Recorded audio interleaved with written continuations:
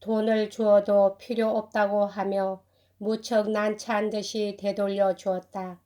무서운 노릇은 무엇을 그가 두려워하고 있는지 전혀 내가 상상 못한 일이었다. 겨우 떨면서 똥파리니 세금장이니 하는 그 겁나는 말을 입 밖에 냈다.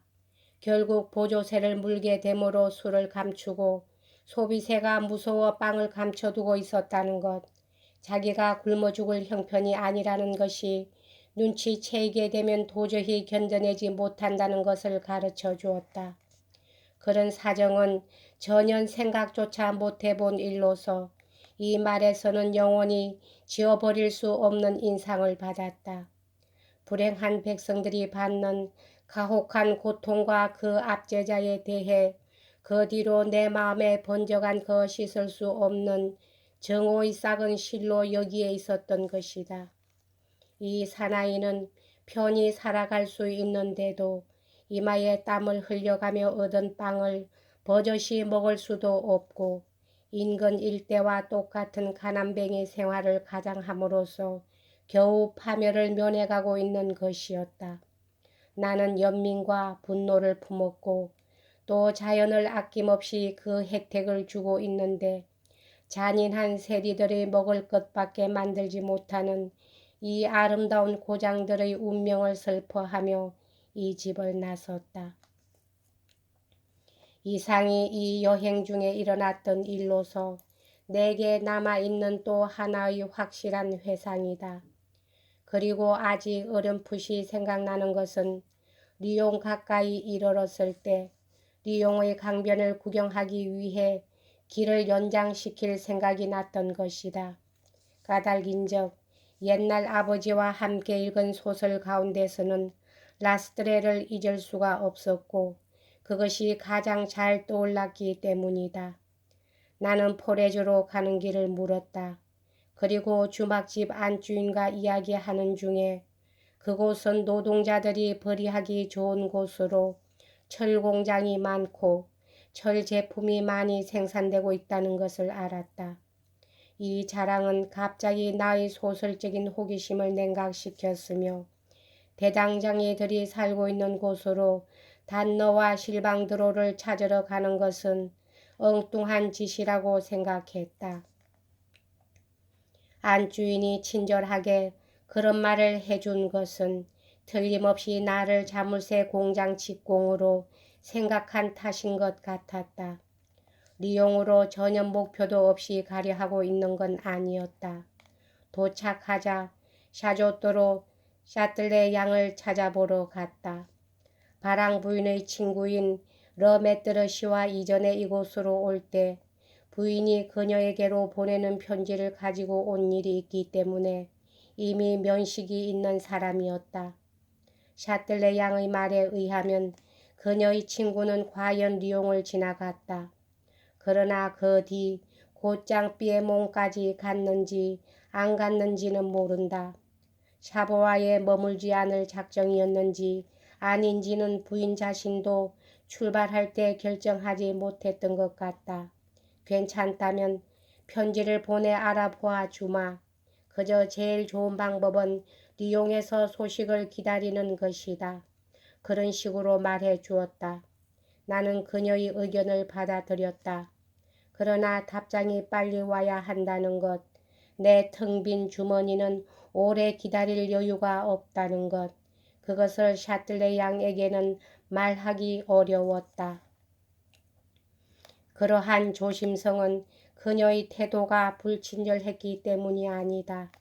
불친절은커녕 무척 정다운 태도로 맞아주었고 대등한 신분으로서 대우해 주었으므로 이쪽 형편을 털어놓을 수가 없었고 훌륭한 교제 상대의 지위에서 불쌍한 거지의 지위로 떨어질 용기가 나지 않았던 것이다. 이 장에 기록해 온 것은 모두가 꽤 분명히 줄거리가 통하고 있는 것 같은 생각이 든다. 그런데 바로 이 무렵 또다시 리옹을 여행한 추억이 있다. 그것을 어디에 넣어야 좋을지 잘 알지 못하겠으나 그때는 무척 궁에 빠진 여행이었다. 그 당시 말하기 힘든 경험으로 인해 이 여행은 언제까지나 내게 잊혀지지 않을 것으로 생각된다. 어느 날 저녁, 아주 형편없는 저녁을 먹고 나서 벨구으로에 앉아 어떻게 이 궁색을 모면할 방법은 없을까 생각하고 있었다. 그때 차양 없는 모자를 쓴 한 사나이가 나타나 내 옆에 앉았다. 이 사나이는 리옹에서 따뿌따띠에로 불리우는 견직공의 한 사람처럼 보였다. 내게 말을 걸어왔고 나는 대답을 했다. 15분쯤 이야기를 나누었다고 생각될 무렵 그때까지의 냉정한 태도를 바꾸지 않고 목소리까지 그대로 같이 재미있는 걸 해보자는 말을 꺼냈다. 그 재미있는 것이 무엇인지 설명을 해주려니 하고 기다리고 있노라니 상대는 아무 말 없이 자기 쪽에서 시범을 보이려 했다. 둘은 거의 맞닿을 정도로 앉아 있었다. 해는 넘어갔지만 이 사나이가 어떤 짓을 하려고 태세를 갖추고 있는지 몰라볼 정도로 어둡지는 않았다. 별로 내게 대해 어떻게 하려는 것은 아니었다. 적어도 그런 기색은 조금도 없었고 우선 장소가 그럴 수는 없었다. 다만 아까 말한 대로 나도 할 테니 너도 해보라는 듯이 나 스스로 즐거움을 찾을 것을 재촉할 뿐이었다. 그리고 그것이 그에게는 아주 간단한 것 같았고 내게는 그처럼 그리 간단하게는 생각이 안 되었는데 그런 건 전혀 아랑곳하지 않았다. 나는 그러한 파렴치에 너무도 놀라서 말도 못하고 벌떡 일어나 그 녀석이 따라올 것만 같아 무턱대고 도망쳤다. 무척 허둥거린 나는 여인숙으로 돌아오는데 생도미니꺼 거리로 나오지 않고 강기석 쪽으로 쏜살같이 뛰어나와 나무 다리를 건너서야 겨우 멈춰 섰는데 마치 죄를 지은 직후처럼 가슴이 떨리고 있었다. 나도 그와 같은 나쁜 버릇에 젖어버릴 뻔했었으나 그 어디 오랫도록 그때의 생각이 나를 그 버릇에서 구해주었다. 이 여행에서 이 일과 거의 비슷한 경우를 또 한 번 당했다. 이번이 내게는 훨씬 위험했다. 돈은 마침내 바닥이 나 있었으므로 제정신이 아니었고 그 조금 남은 것을 금쪽같이 아껴 쓰고 있었다. 여인숙에서 밥 먹는 횟수를 점점 줄여가다가 이윽고 완전히 사먹지 않았다. 카페에서 5, 6수만 내면 여인숙에서 25수 주고 먹는 것만큼 배가 불렀다. 식사도 사먹지 않는 여인숙으로 무슨 낯으로 자러 가야 할지를 몰랐다. 대단한 빚을 진 것은 아니지만 안주인에게 돈벌이도 시켜주지 않고 방만 쓴다는 것도 개운치가 않았다. 날씨는 좋았다. 어느 날 밤 무척 푸근했으므로 광장에서 밤을 새우기로 했다. 그리하여 어느 벤치 위에 자리를 차지하고 아주 태연히 있노라니 한 사람의 신부가 지나가다가 누워있는 나를 보고 옆으로 와서 잘 곳이 없느냐고 물었다.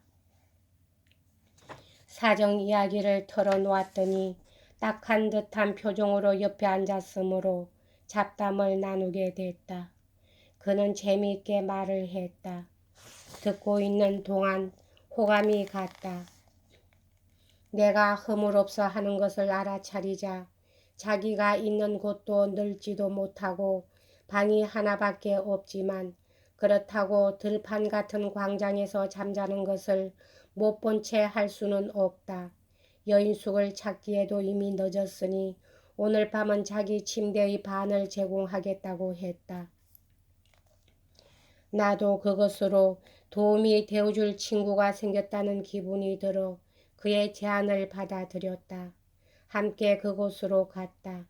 그는 부싯돌을 쳤다. 방은 좁았으나 깨끗해 보였다. 그는 무척 정중하게 나를 맞아들였다. 유리병에서 브랜디에 담근 앵두를 꺼냈다. 우리들은 그것을 2개씩 먹고 침대로 들어갔다. 이 사나이는 앞에서 말한 구호원의 유태인과 같은 버릇을 가지고 있었다. 다만 그런 식으로 난폭하게 나오지는 않았다. 내가 이미 성낙한 것으로 알고 강제적으로 나가다가는 도리어 거절을 당할까 하는 염려 때문이었는지 아니면 과감하게 나올 결심이 서지 않았던 것인지 노골적으로 말은 하지 않고 불안을 주지 않도록 하며 내 마음을 움직여 보려 했다. 처음 당했을 때보다는 민감해진 나는 곧 상대방의 의도를 알아차리고 소름이 끼쳤다. 대관절 어떤 집에 와 있는지 누구의 수중에 들었는지를 모르므로 소동을 일으켰다가 목숨이 위험하게 되지 않을까 두려웠다. 나는 그가 원하는 것이 무엇인지 모르는 척했다. 그리고 그렇게 자꾸만 귀찮게 달라붙는 것은 참을 수 없다. 그런 식으로 더욱더 강하게 나온다면 단연코 용서하지 않겠다는 태도를 지어 보였으므로 그는 하는 수 없이 그런 생각을 버렸다. 나는 거기서 가능한 한 부드럽게 그리고 가능한 한 강한 결심을 보이는 말투로 그를 이끌어 갔다. 그리고 전혀 눈치를 채지 못한 듯한 태도를 보이면서 전날 혼난 적이 있었으므로 그렇게 무서워졌다고 사과를 하고 그때의 사건을 정말 혐오와 공포에 찬 말로 꾸며가며 들려주었더니 그도 지긋지긋한지 완전히 그런 더러운 수작을 집어치우고 말았다. 그러고 나서 우리들은 무사히 하룻밤을 보냈다. 그는 오히려 무척 친절한, 무척 분별이 있는 많은 일들을 이야기했다. 아주 야비한 녀석이기는 했지만 아주 무능한 녀석은 아니었다. 여기까지 하겠습니다.